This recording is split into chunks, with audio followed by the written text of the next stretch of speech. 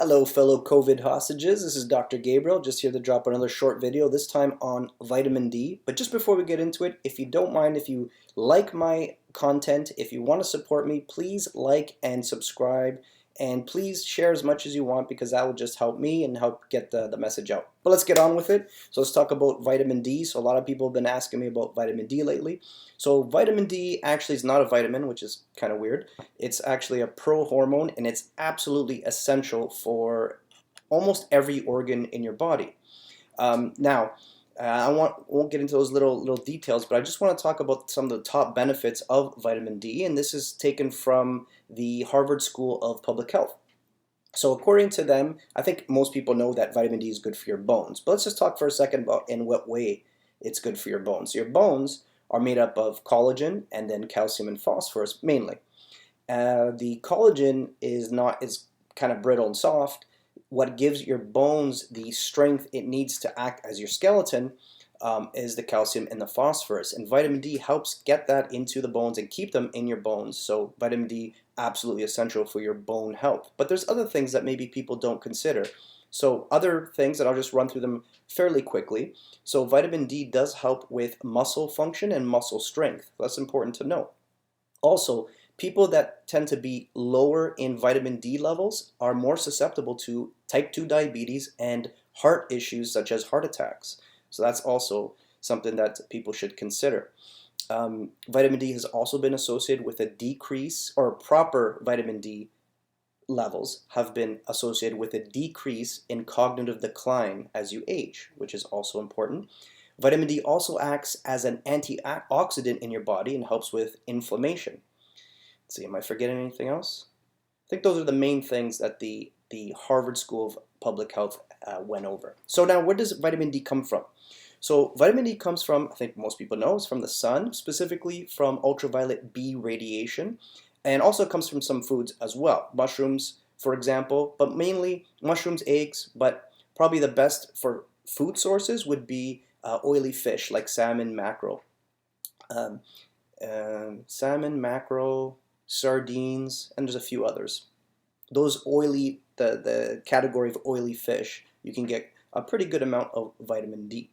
Now the big question on everyone's mind is, should you supplement? And that's a really good question because, you know, I run into people who, I mean, in Canada you can't buy a supplement that's over 1,000 international units, which is strange because if you go to the United States, you can buy a tablet for like 50,000 international units. So what's going on there? So it's a little bit confusing.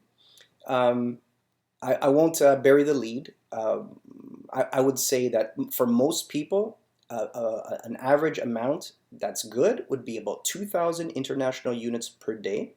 I believe that's backed by a lot of evidence. However, before we get into that, it's important to understand that if you're going to start supplementing, if you're taking 2,000 international units per day, you're making the assumption that your vitamin D status was already adequate when you started supplementing.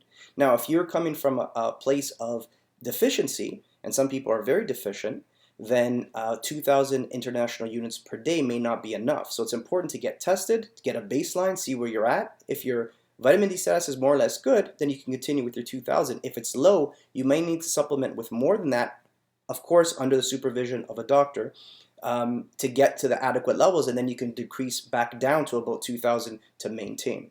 Okay, but everyone's a little bit different, and that's why testing comes into play. Now, excuse me, I'm just going to look at my notes because there's a lot I want to talk about. I don't want to forget anything. Okay, so there's some factors when it comes to vitamin D.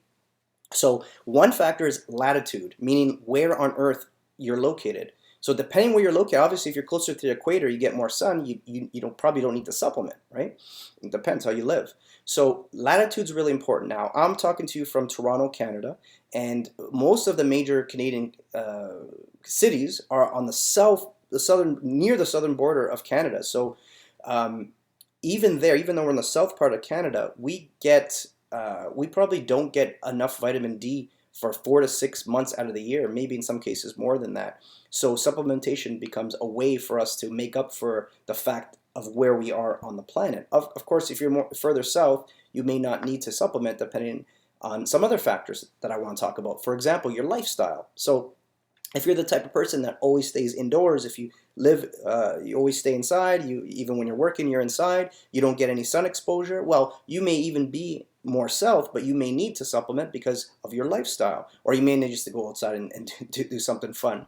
If you're the type of person that goes to beaches a lot or plays sports and is always exposed to the sun, your vitamin D status may be a little bit higher, right? Also your lifestyle, so how you dress, right? So if you have more exposed skin, you're going to be getting more under the sun, obviously. You're going to be getting more vitamin D versus people that cover up more. So it depends on that as well. A couple other factors to think about. If you're using sunscreen, and you kind of need to use sunscreen if you're going to be in the sun for long periods of time, because then the opposite could happen. If you're going to get too much sun, then you're going to get skin damage, and that could lead to things like skin cancer and whatnot. So you need to protect yourself. But when you use sunscreen, you can be blocking as upwards or even over 90% of the vitamin D production in your skin because of the sunscreen. So there's a little bit of a balance that needs to be struck there, right? If you protect yourself from the sun too much, you're not going to get enough vitamin D. If you expose yourself to the sun too much, then you're increasing your risk of skin damage and skin cancer. So you have to walk a fine line there. And that comes back to the testing to know what your vitamin D level is at.